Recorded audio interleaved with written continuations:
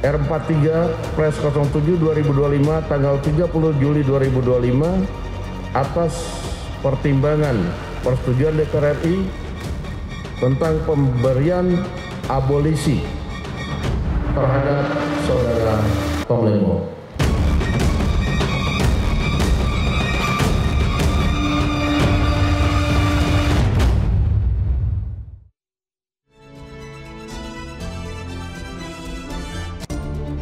Halo Pres, selamat malam. Pasca vonis 4,5 tahun penjara dijatuhkan, Tom Lembong yang sempat mengajukan banding kini bisa menghirup udara bebas berkat abolisi yang diberikan oleh Presiden Prabowo.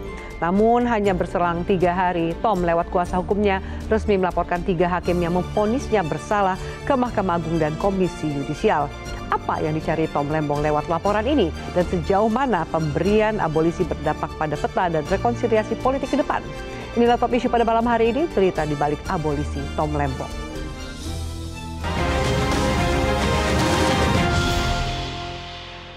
Dan sudah hadir di studio Metro TV kuasa hukum Tom Lembong, Ari Yusuf Amir. Bang Ari, selamat malam. Terima kasih sudah hadir.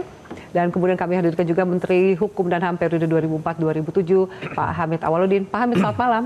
Terima kasih sudah hadir. Kami juga hadirkan pengamat politik sekaligus Direktur Eksekutif Parameter Politik Indonesia, Mas Adi Praitno. Mas Adi, selamat malam. Terima kasih sudah hadir. Lalu kemudian kami juga hadirkan pakar hukum pidana, Bang Jamin Ginting. Bang Jamin, selamat malam. Terima kasih sudah hadir. Baik, saya akan tanyakan lebih jauh kepada Bang Ari. Bang Ari, bagaimana kabar dari Pak Tom Lembong setelah menghirup udara bebas? Baik, alhamdulillah. Waktu ini benar-benar digunakan oleh beliau untuk kumpul bersama keluarganya. Kebetulan beliau sudah lama tidak ketemu dengan ibunya yang sudah berusia lanjut. Kesempatan ini untuk membersamai ibunya beberapa hari ini, seperti itu. Apa ada pesan khusus dari Tom Lembong kepada Anda sebagai kuasa hukum menyampaikan suasana hatinya setelah mendapatkan abolisi, meskipun kita tahu ada proses hukum yang dilakukan, yaitu banding? Iya, tadi pagi kami sempat berkomunikasi dengan beliau. Beliau sebetulnya sudah tidak tahan untuk mulai melakukan berbagai hal, tapi karena sudah komitmen dengan keluarganya untuk istirahat dulu ya. Quality time dulu dengan keluarga. Iya, betul. Jadi di saat ini dimanfaatkan untuk bersama keluarga dulu. Tapi yang paling penting adalah keinginan beliau untuk tetap memperjuangkan keadilan dan kebenaran yang beliau yakini. Dan kita tahu ada proses upaya pembuktian bahwa Tom Lembong tidak bersalah, lalu kemudian ada upaya untuk banding, lalu ternyata di tengah proses hukum ini ada abolisi yang diberikan. Puaskah Tom Lembong dan Anda sebagai kuasa hukum dengan akhir dari perjuangan ini adalah abolisi yang diberikan oleh Presiden Prabowo? Ya, kita harus apresiasi abolisi ini, karena abolisi ini menurut pemahaman kita adalah koreksi negara atas proses peradilan kita yang tidak akan menemukan jalan keadilan. Banyak sekali muncul dalam proses ini kegaduhan-kegaduhan yang semua masyarakat publik mempertanyakan itu, sehingga muncullah abolisi ini. Seandainya proses peradilan kita itu fair dan betul-betul hakim-hakim ini profesional, kita tidak membutuhkan abolisi ini. Anda yakin bisa membuktikan bahwa Tom Lembong tidak bersalah? Sangat yakin. Oleh karena itu keyakinan kami tidak hanya kami saja, tapi publik juga menilainya seperti itu. Kita lihat bagaimana banyaknya guru besar, tokoh-tokoh bangsa membuatkan amicus curiae. Hampir 100 lebih itu guru besar sudah ditayangkan. Bahkan beberapa lembaga-lembaga seperti UI, ICW, dan berbagai universitas yang lainnya sudah melakukan eksaminasi untuk putusan hakim tersebut. Jadi sebetulnya ada masalah di situ sehingga munculnya abolisi ini. Bang Jamin, Anda sependapat dengan pendapat dari Bang Ari bahwa ternyata abolisi sebenarnya tidak dibutuhkan. Mungkin sebagai kuasa hukum beliau akan mengatakan bahwa bisa membuktikan kliennya Tom Lembong terbukti tidak bersalah. Mungkin kalau secara material, saya juga beberapa kali sudah pernah mengomentari, bahkan pertama sekali ditetapkan jadi tersangka, saya sudah pernah mengomentari di beberapa talkshow dan segala macam. Secara material. Tapi secara formal, saya merasa pemberian abolisi ini kurang tepat. Kenapa? Di mana kurang tepatnya? Saya kira ini terlalu prematur. Kenapa terlalu prematur? Kita bayangkan beberapa hari setelah putusan ditetapkan, langsung diberikan abolisi. Nah, tentunya ini adalah produk pengadilan, bukan produk hakim. Jadi kita nggak bisa salahkan hakim kalau sudah diputus, karena ini produk pengadilan. Makanya dalam putusan itu selalu pengadilan tipikor pada Pengadilan Negeri Jakarta Pusat. Jadi upaya hukum yang harus dilakukan ya tentunya upaya hukum yang sifatnya upaya hukum banding, kasasi atau PK. Ya. Jadi kalau abolisi yang diberikan tentunya ini hanya untuk memberhentikan suatu proses. Tetapi mens rea-nya itu tidak apakah dia sebagai pelaku tindak pidana tidak memiliki unsur terhadap suatu perbuatan, itu hilang semua. Tidak pernah diperdebatkan lagi. Padahal kalau kita mau meyakini bahwanya Tom Lembong dan juga nanti perusahaan-perusahaan asing yang ada kaitannya dengan Tom Lembong ini tidak ada suatu unsur pidananya, harusnya putusan yang paling tepat judek juris itu adalah kasasi. Makanya saya katakan tadi kenapa prematur, kalau saya dari sisi criminal justice system, untuk bisa membuktikan apakah suatu perbuatan itu punya mens rea atau tidak, yang paling bisa menentukan adalah Mahkamah Agung, yudikatif, bukan eksekutif, begitu. Baik, kalau di satu komentar, Bang Ari mau menambahkan, dianggap tadi tanggapan dari Bang Jamin mungkin kurang tepat, terlalu prematur gitu. Kalau saya justru terlambat melihatnya. Seharusnya waktu lagi dalam proses pemeriksaan oleh penyidik harusnya sudah dikeluarkan kalau memang negara hadir pada waktu itu melihat banyak sekali masalah. Bagaimana penyidik menjadikan Tom sebagai tersangka lalu menahan dengan tidak adanya alat bukti yang cukup, tidak adanya audit BPKP, dianggap merugikan negara, auditnya belum ada, gitu. Nah, jadi banyak sekali dari sejak awal banyak sekali peristiwa-peristiwa yang ganjil dalam proses ini. Nah, mungkin pada saat itu mungkin kita lagi sibuk urusan lain mungkin ya. Mungkin baru sekarang ada kesempatan membahasnya. Nah, bagi kami yang paling penting adalah sekarang dengan abolisi ini kesempatan buat kita untuk mengevaluasi secara menyeluruh proses dari penyidikan, penuntutan hingga kepada putusan seperti itu. Dan itu yang dilakukan, Anda sempat juga melaporkan 3 hakim yang memvonis bersalah Tom Lembong kepada Mahkamah Agung dan juga Komisi Yudisial. Sebetulnya begini, kami ini rajin melapor, walaupun sering nggak ditanggapin. Karena tugasnya pengacara itu harus begitu. Jadi semenjak dulu kami sudah melapor ke KY, ke Mahkamah Agung, cuman belum dapat tanggapan aja. Nah sekarang dengan sudah menjadi sorotan semua, sudah ada abolisi ini, kami menjadikan satu laporan itu, kami mengulangi tadi kami laporkan. Lebih lengkap laporan hari ini. Apa yang Anda laporkan? 3 hakim ini mengapa Anda laporkan ke KY dan MA? Kami tidak melaporkan tentang materi putusan, karena itu bukan kewenangannya KY ataupun Mahkamah Agung. Mereka independen. Anda melaporkan yang kami laporkan hakim yang tidak profesional. Hakim yang tidak profesional, hakim yang tidak imparsial, hakim yang tidak berjalan sesuai koridor yang diatur. Seperti itu. Pak Hamid, yang satu bilang prematur, yang satu bilang, waduh, terlambat malah gitu. Dan pandangan Anda seperti apa? Pertama, statement saya adalah dengan adanya abolisi ke Pak Tom, itu adalah teguran kepada proses hukum yang ada. Ya, pelaksana, aparat hukum, ini adalah tamparan sebenarnya. Sesuatu yang terjadi yang tidak benar. Itu statement saya yang pertama. Statement saya yang kedua, bahwa yang namanya abolisi, ya, apapun proses dan sistem, begitu presiden menggunakan kewenangannya yang diberikan oleh konstitusi, maka itu menjadi absolut, ya, menjadi absolut, tidak bisa lagi kita persoalkan A, B, dan C-nya, ya. Statement saya ketiga, dari awal memang sebenarnya saya meragukan proses yang terjadi di pengadilan tentang Pak Tom. Begini, pasal 44 KUHP kan jelas mengatakan tidak boleh ada orang dipidana karena orang itu berbuat atas jabatan, ya, jabatan dan kewenangannya, kecuali kalau yang dilakukannya itu disertai dengan niat jahat. Pengadilan sudah mengatakan tidak ada niat jahatnya, kok tetap dihukum, ya kan? Nah, menurut saya ini menimbulkan kontroversi kan? Dan di sini saya berbeda pendapat dengan Pak Jamin, Mas Jamin, bahwa ya kalau dibiarkan ini sampai ke Mahkamah Agung, dengan rasa ketidakadilan rakyat itu menimbulkan kegaduhan yang berkepanjangan. Gaduh, naik banding nggak tahu berapa bulan, naik kasasi berapa tahun, terus pasti ada yang PK ini. Jadi bisa 1 tahun sampai 2 tahun.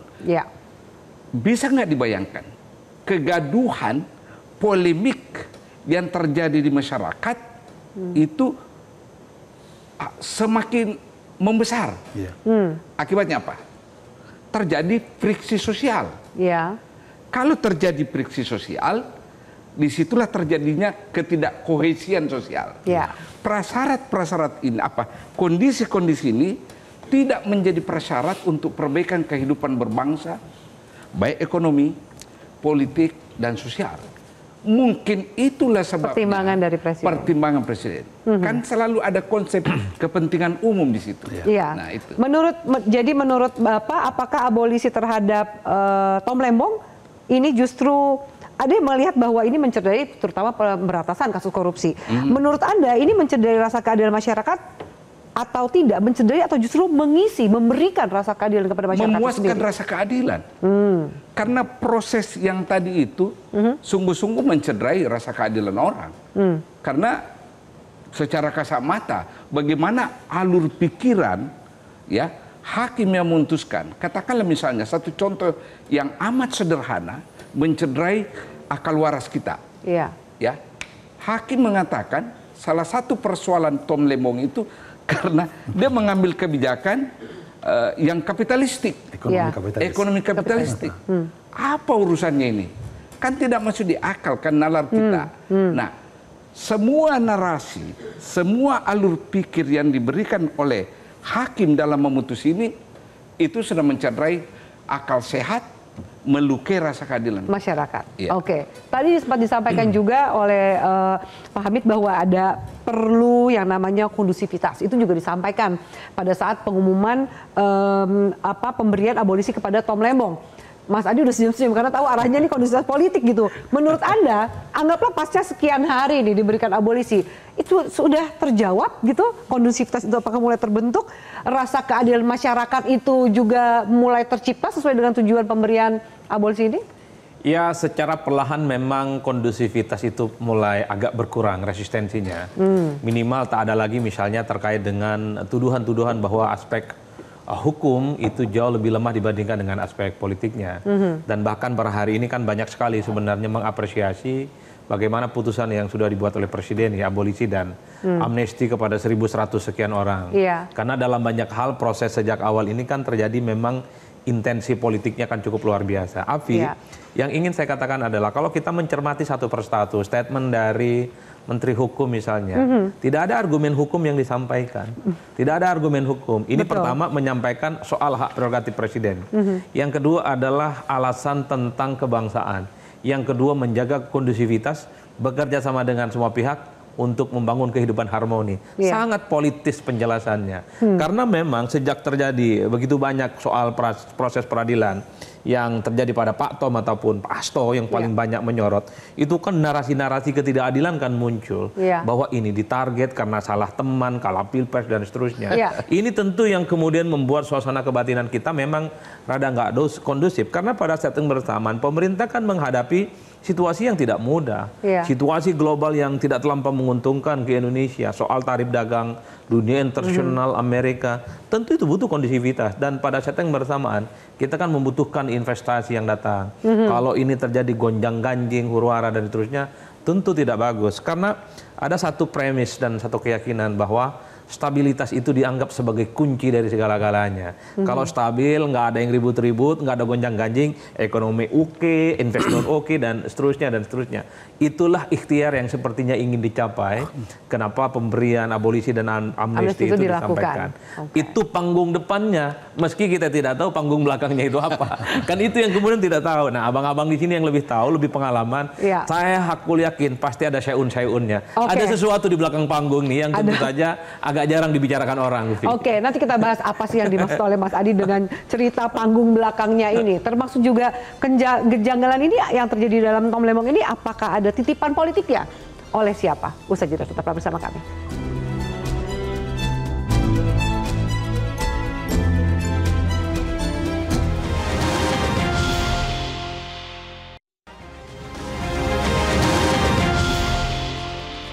surat permohonan Menteri Hukum kepada Bapak Presiden untuk pemberian amnesti dan abolisi, saya yang tanda tangan.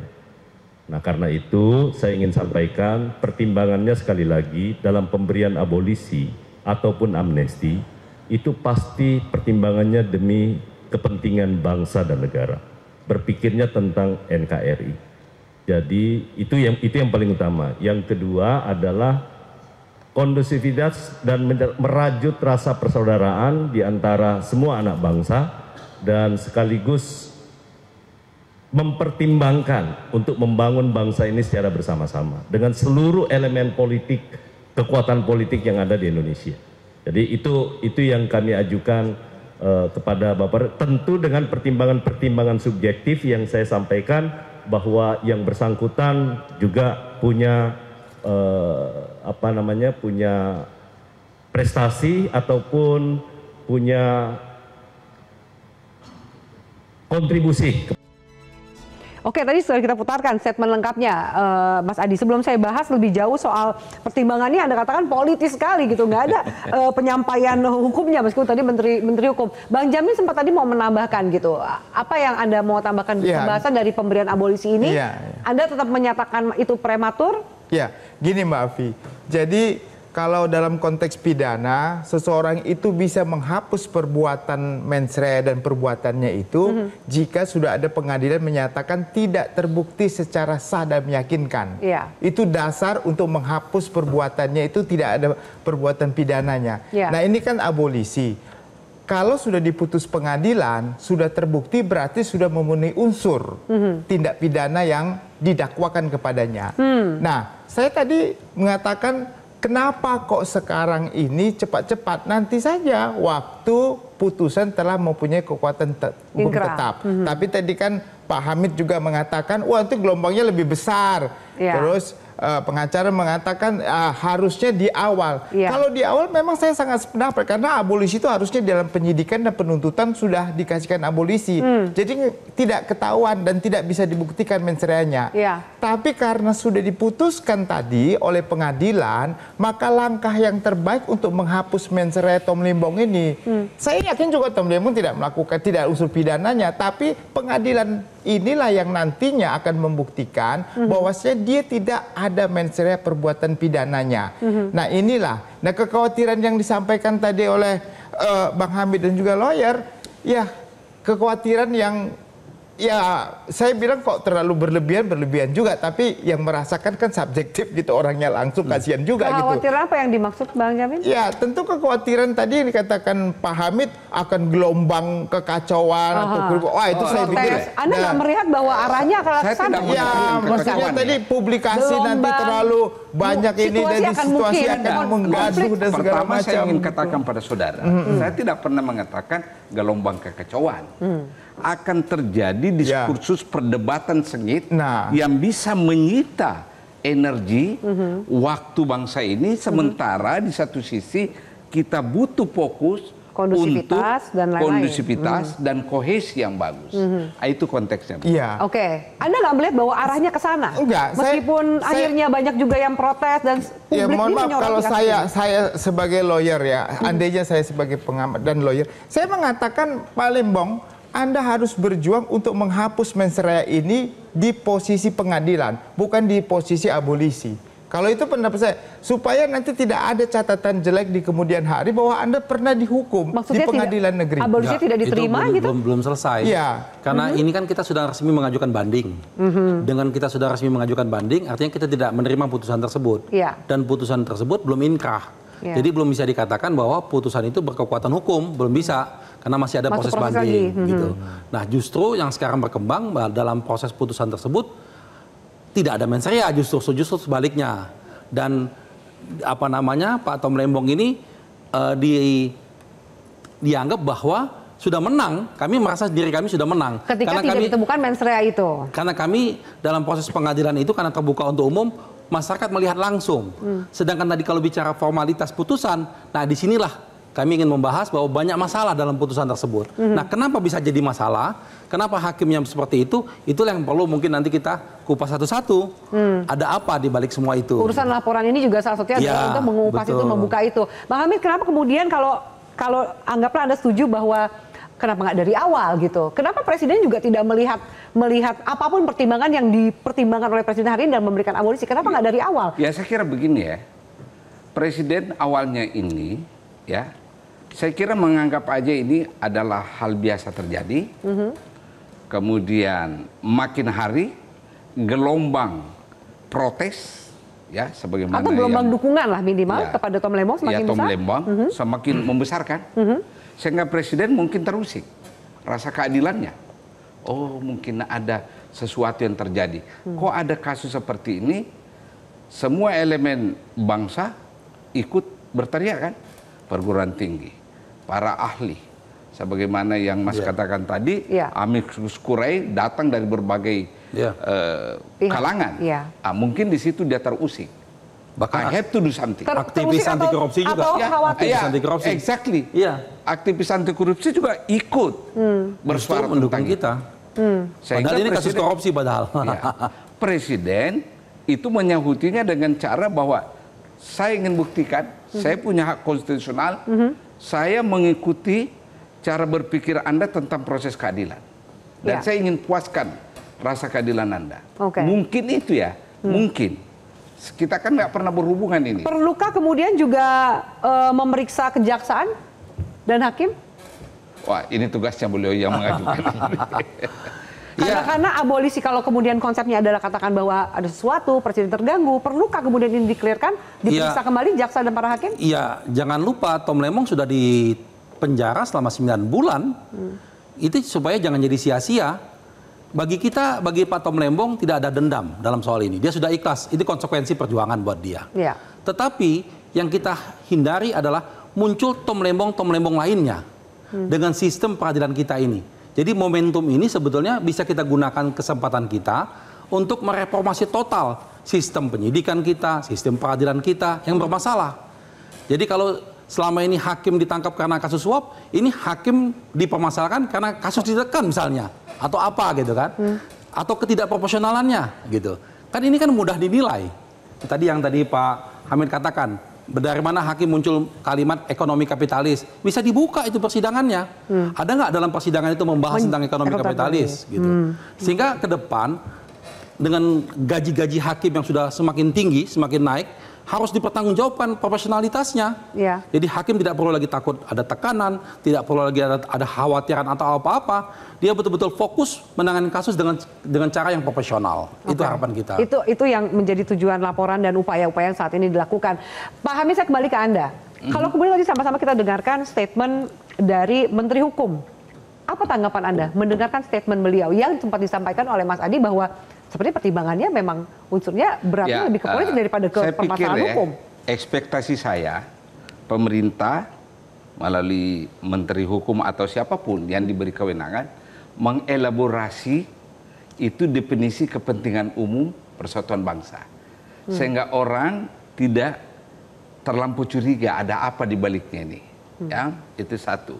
Yang kedua, ada baiknya memang pemerintah menjelaskan kepada rakyat ya dasar-dasar hukum dari semua ini supaya jelas dasar konstitusinya ini, kemudian undang-undang lanjutannya di mana supaya komprehensif penerimaan orang. Kalau yang saya saksikan tadi itu terlampau bersifat umum penjelasannya, ya kepentingan umum demi persatuan bangsa. Membangun bangsa dengan semua elemen politik, kurang lebih seperti itu. Itu yang harus dielaborasi. Apa unsur-unsurnya apa? Biar kita semua ini bisa melihat. Tidak karena ada misalnya menduga-duga apa tadi Mas Adi bilang itu. Misalnya sekarang saya, Mas Ginting sebagai orang independen, beliau ya. Kita kan ini hanya menebak jalan pikirannya pemerintah. Kenapa dia lakukan dari itu? kata-kata yang disampaikan gitu ya? Disampaikan. Baik, Mas Adi. Silakan. Apa kemudian dari statement itu mengapa apa yang perlu sebenarnya ditegaskan oleh Menteri Hukum ketika memang tujuannya untuk rekonsiliasi nasional, kondusivitas dan lain-lain, sementara ada bacaan-bacaan yang lain kan?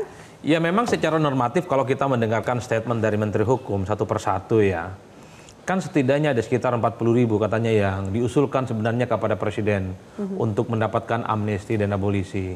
Cuman tahun ini yang dianggap sesuai dengan syarat dan memenuhi unsur itu ada 1.117. Itu adalah penjelasan-penjelasan yang sifatnya normatif.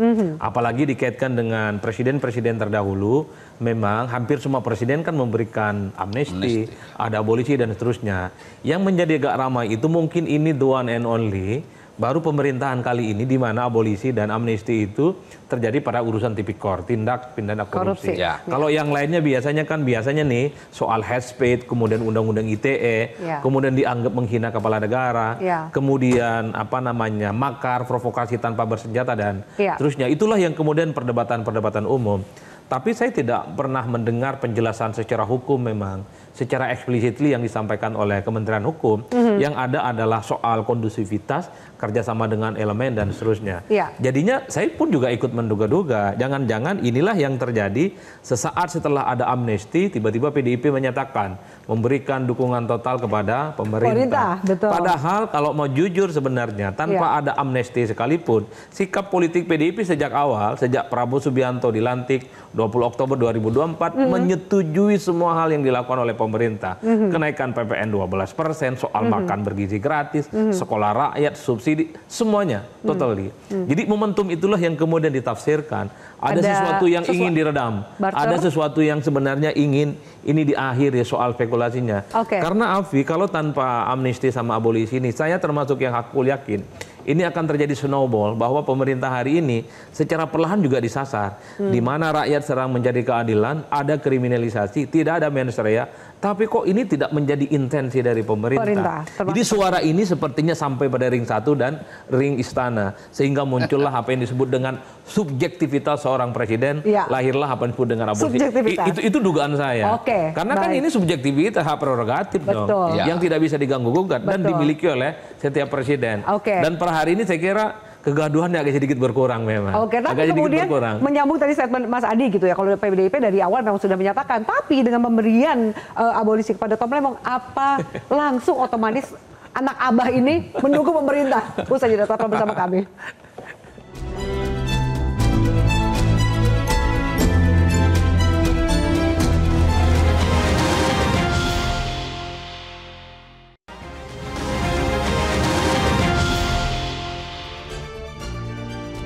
Ya, menyambung tadi penjelasan dari Mas Adi. Mas Adi, saya tetap kembali ke Anda supaya tidak terputus tadi penjelasannya gitu. Kalau kemudian ada amnesti dan PDIP, runtutannya kan langsung ada statement dari Ketua Umum Megawati gitu. Tapi bagaimana dengan Anies? Kita juga tahu bahwa Tom Lembong menjadi tokoh kunci pada saat Pilpres kemarin dalam tim ses Anies Baswedan gitu. Apakah Anda lihat bahwa akan juga anak abah gitu ya, para pendukung Anies Baswedan ini gitu berbalik akan mendukung pemerintah?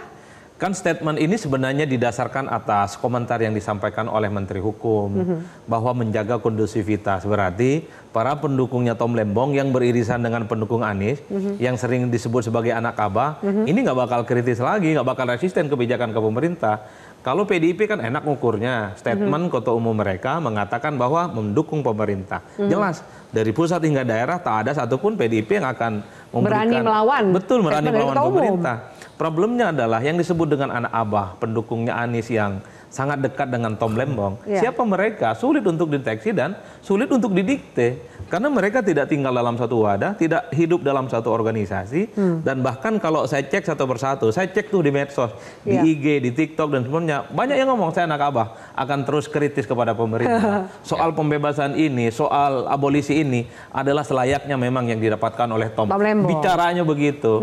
Itulah yang saya sebutkan. Untuk menghilangkan kondusivitas dan seterusnya memang tidak automatically. Tapi per hari ini kita juga melihat bagaimana tuduhan-tuduhan kriminalisasi, ketidakadilan itu secara perlahan sudah mulai menghilang. Mulai adem nih ya? Mulai adem karena sasaran-sasaran peluru kepada kekuasaan dan pemerintah itu tidak ada. Tapi tidak menjamin bahwa mereka akan diam, akan bungkam. kalau ada sesuatu yang dianggap tidak adil di negara kita, mereka mengatakan atap tetas kritis karena inilah sebagai sebuah risiko bagaimana para pendukung yang tidak terasosiasi dalam partai dan lembaga, mereka sulit untuk didikte oleh siapapun dan mereka siap berbeda dengan orang yang pernah didukung di 2024 yang lalu. Nah, itu yang terjadi sebenarnya. Ada babak baru yang dilakukan oleh Tom Lembong dan kuasa hukumnya, melaporkan hakim ke KY dan MA, juga melaporkan penghitungan kerugian negara BPKB kepada Ombudsman. Apakah kondusivitas yang ingin dicapai dengan abolisi ini sepertinya juga tidak akan segera dalam waktu dekat tercapai? Kalau mau jujur sebenarnya, Alfi, setelah ada abolisi ataupun amnesti kepada Hasto, ini kan persoalan hukum dianggap case close. Karena kalau mau jujur sebenarnya pendukung Pak Tom sama Hasto ini kan sama-sama sangat konsolidatif ya. Hampir solid, hampir mengkampanyekan bagaimana mencari jalan keadilan terhadap kedua tokoh ini. Di Pilpres kedua kubu ini boleh berhadap-hadapan, tapi mereka itu bertemu dalam kalimatun sawa. Common sense soal bagaimana sama-sama mencari jalan keadilan. Itulah mereka bersatu loh. Yang disasar adalah kekuasaan. Yang disasar itu adalah pemerintahan sebelumnya. Inilah yang disebut oleh Prof. Hamid tadi, ada gontok-gontokan. Ada tawuran opini yang 24 jam all the time. Itu berkelahi, Alfi, tentang mencari keadilan, rakyat tidak diperhatikan. Bagaimana rakyat kemudian mau sejahtera, mau mencari keadilan kalau pemerintahnya diam. Bahkan saya masih menghitung ketika muncul narasi tentang kriminalisasi dan target politik, kan banyak sekali yang meminta supaya pemerintah mengintervensi, supaya pemerintah campur tangan, jangan biarkan rakyatnya didolimi oleh keputusan-keputusan yang sebenarnya tidak dilakukan oleh mereka. Itulah yang saya sebutkan ingin diakhiri sebenarnya. Makanya tidak mengherankan kubunya Pak Tom sekalipun mengapresiasi, pendukung anak Abah juga mengapresiasi. Tapi sekali lagi, apakah mereka langsung ada jaminan otomatis mendukung, mengiyakan semua? Belum tentu. Sepertinya nanti dulu. Nanti dulu ya. Belanda masih jauh. Dulu ya. Oke, Bang Ari mau menanggapi bahwa kemudian ternyata ini kan dianggap sebuah babak baru. Banyak yang mempertanyakan, oh tepat atau tidak nih ketika sudah bebas harusnya ya take your time, baik-baik dulu. Kenapa langsung 3 hari setelah itu langsung membuat laporan? Pertama yang kami dapatkan di lapangan, yang mendukung Pak Tom ini bukan lagi pendukung yang kaitan dengan Pilpres sebelumnya. Karena banyak sekali mereka-mereka yang tidak mendukung Anies pada waktu itu malah mendukung kita dalam kasus Tom Lembong. Karena isunya bukan lagi soal dukungan Abah atau bukan anak Abah, tapi dukungannya tentang keadilan.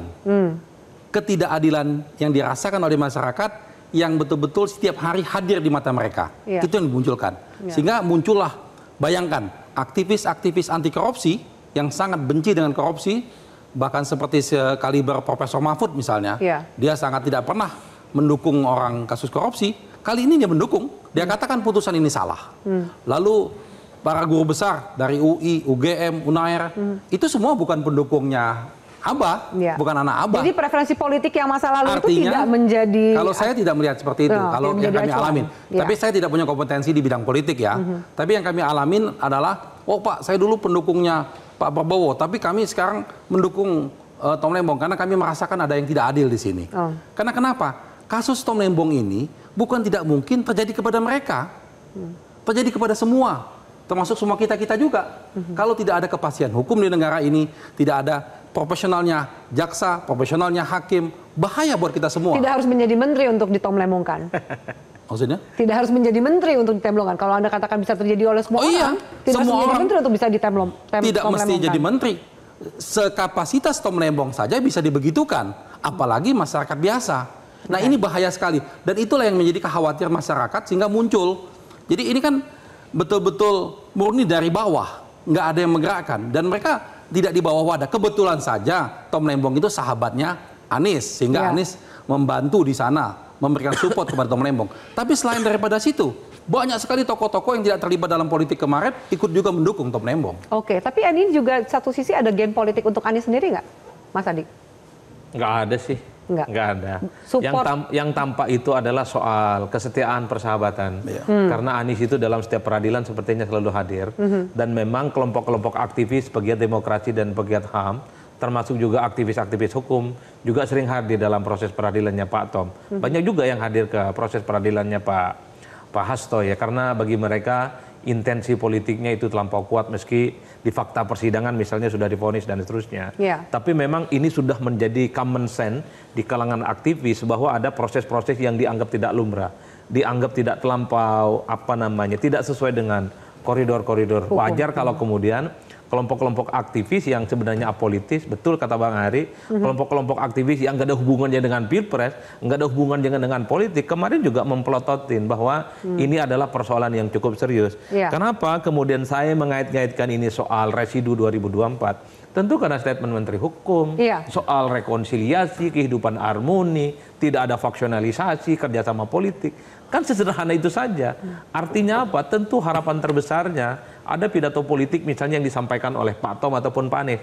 Wahai para teman-teman yang dulu bersama dengan kita di pilkada ataupun di pilpres, sebisa mungkin mari kita guyup. Tapi tidak ada loh. Nggak ada, karena memang tidak bisa diukur siapa para pendukungnya. Tapi kalau kita melihat pembicaraan medsos, kemudian statement-statement di berbagai kanal-kanal media sosial, saya kira memang mostly terasosiasi memang mereka yang dulu menjadi bagian dari pendukung Anies adalah mereka yang juga memberikan dukungan secara moral politik kepada Pak Tom Lembong. Begitupun ketika yang muncul para pendukungnya Hasto adalah mereka yang terkonfirmasi pendukungnya PDIP dan pendukung Ganjar. Itu kan untuk memudahkan bagaimana irisan para pendukung yang muncul.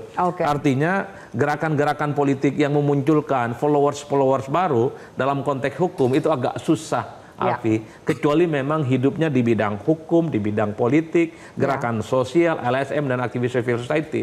Kelompok-kelompok yang semacam ini, civil society, mereka nggak pandang bulu mau jenis kelaminnya apa, kalau diperlakukan tidak adil, diskriminatif, akan hadir di situ. Akan disupport. Kan kelompok aktivis ini bukan hanya soal Tom, bukan hanya Hasto, tapi dalam kasus undang-undang ITE, penghinaan terhadap kepala negara juga hadir mereka. Jadi ini yang disebut dengan new social movement, gerakan-gerakan sosial baru, mereka tutup mata. Siapapun kalau diperlakukan tidak adil, mereka siap untuk memberikan advokasi. Oke, baik. Pak Jabin mau menambahkan? Iya. Jadi ini kelihatannya ada suatu ketidakpercayaan kepada proses peradilan yang ada. Dan ini berbahaya. Kenapa berbahaya? Justru nanti apapun yang diputuskan oleh pengadilan, kalau secara publik menyatakan ini suatu adalah rekayasa ataupun pandangan yang keliru terhadap putusan pengadilan, maka rakyat akan bergerak dan presiden akan bereaksi, dan bisa jadi abolisi-abolisi berikutnya akan muncul kembali begitu.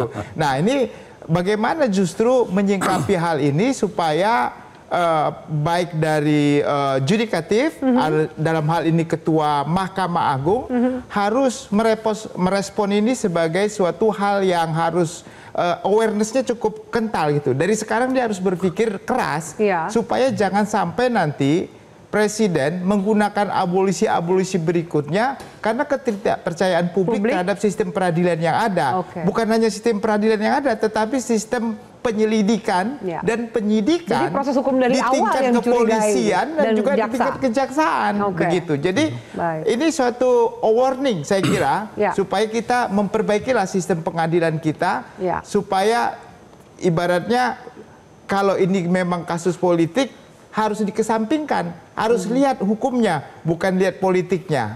Itu lebih utama. Baik, Pak Hamid silakan.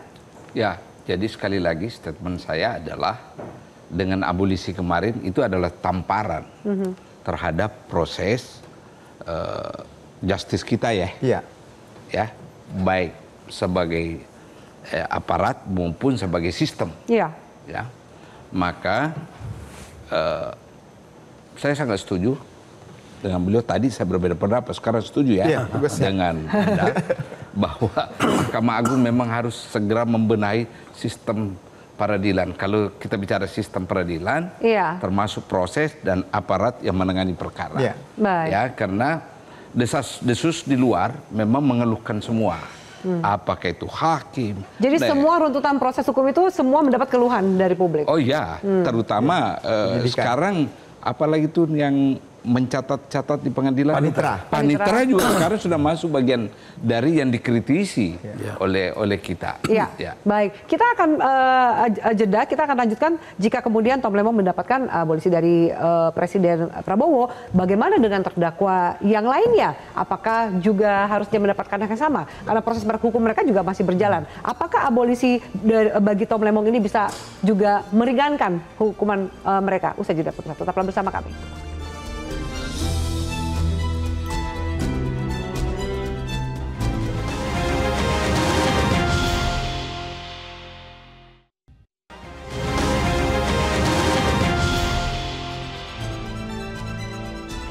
Baik, pemirsa, kami lanjutkan. Bang Jamin, saya akan kembali ke Anda. Jika Tom Lembong bisa menghirup udara bebas dengan mendapatkan abolisi dari Presiden.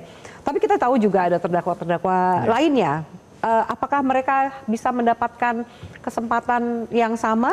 Atau mungkin abolisi yang diterima Tom Lembong ini bisa membantu meringankan hukuman mereka? Iya, dalam konteks pidana kita ada disebut sebagai turut serta melakukan suatu perbuatan ya. Jadi medadader, don't play hard, seperti begitu. Nah, kalau bagian dari penyerta tadi melakukan suatu perbuatan yang hampir sama atau bersama-sama dengan Tom Lembong, berarti kualitas perbuatannya hampir mirip. Dan ini harus mendapatkan keuntungan, artinya dia juga harus diperlakukan sama tentunya dengan apa yang dilakukan oleh Tom Lembong. Tapi kembali lagi tadi dikatakan karena ini subjektivitas dari seorang presiden, jadi agak sulit kita bisa mengatakan dan meminta presiden. Kita cuma bisa menghimbau. Dalam konteks hukum kita katakan bahwa setelah Tom Lembong mendapatkan abolisi, tentunya yang lain juga harusnya mendapatkan keringanan paling tidak terhadap hukumannya. Bahkan abolisi juga. Kalau seandainya presiden kita mau melihat ini sebagai suatu hal yang perlu diberikan abolisi. Kembali lagi ke masalah subjektivitas. Tapi kalau dalam hukum, seseorang yang sudah dinyatakan tidak bersalah atau seseorang dinyatakan bebas karena tidak terbukti perbuatan pidananya, maka orang yang bersama-sama dengan dia yang mempunyai kualitas yang sama, selayaknya harus dibebaskan juga. Jadi harusnya mereka juga mendapatkan vonis bebas? Ya, kalau mempunyai kualitas yang sama, kecuali kalau mempunyai kualitas perbuatan yang berbeda, maka hukumannya itu tergantung jenis perbuatannya masing-masing. Yang dilakukan masing-masing. Begitu dilakukan masing-masing.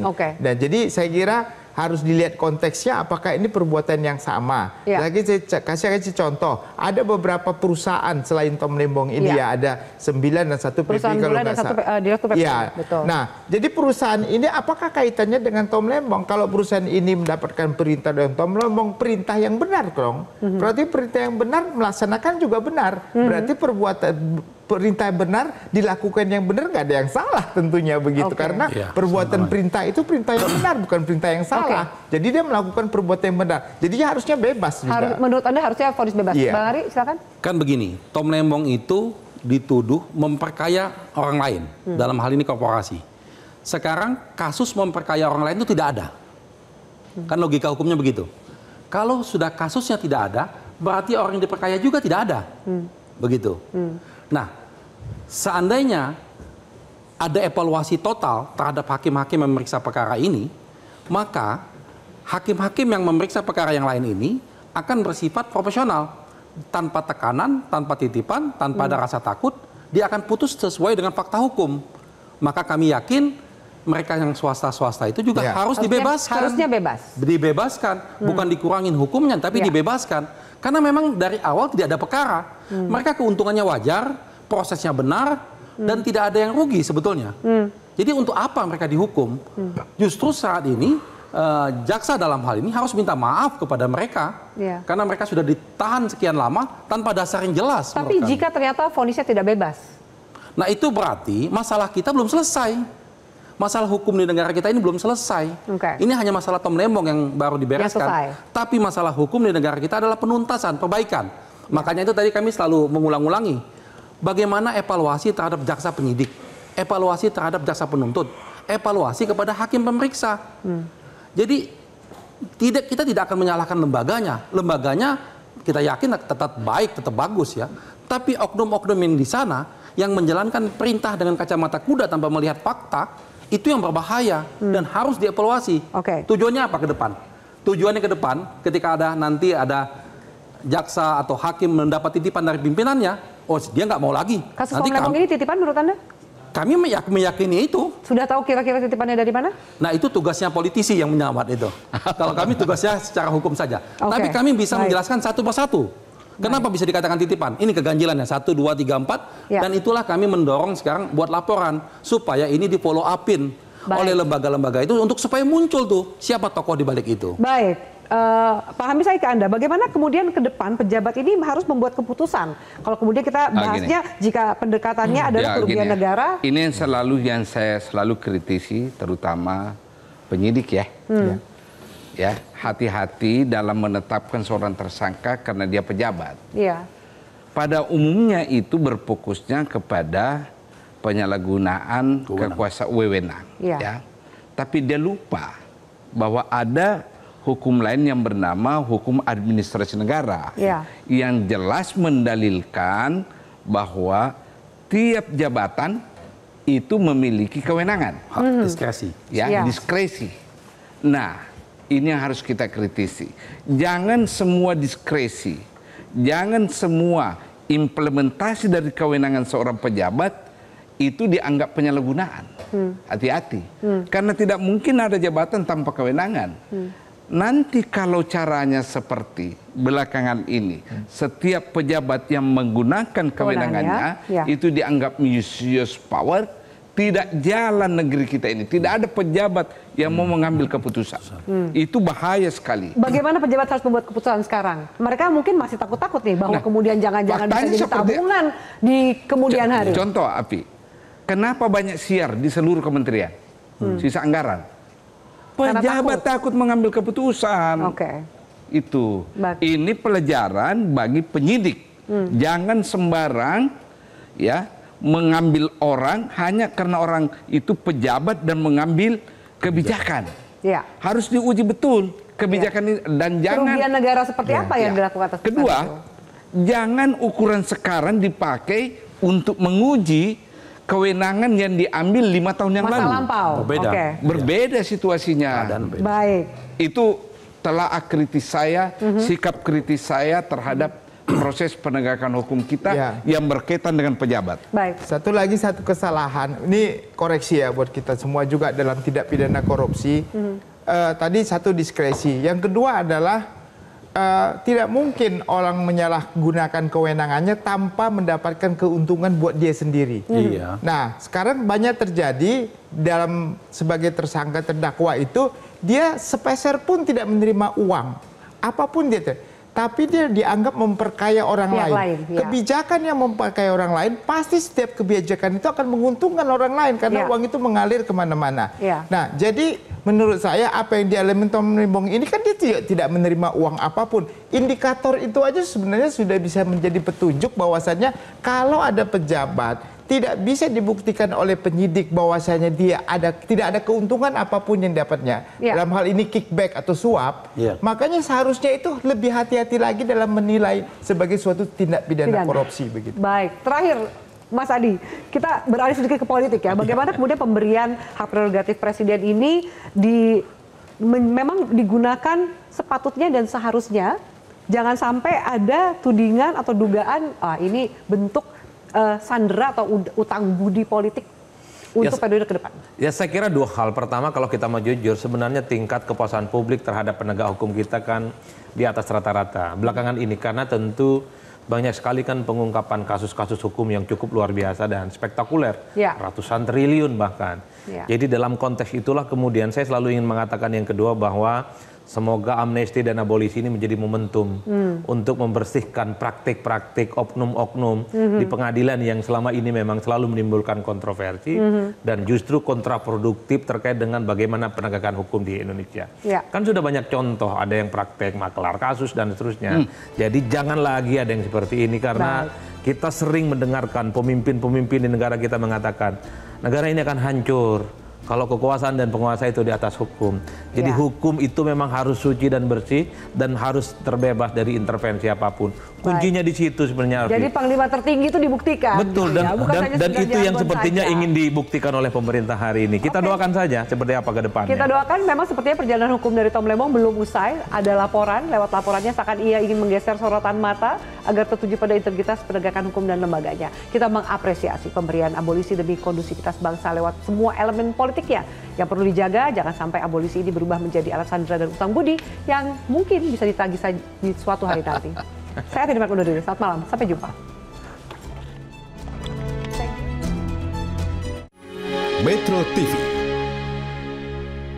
Jelajahi cara baru mendapatkan informasi. Download Metro TV Extend sekarang.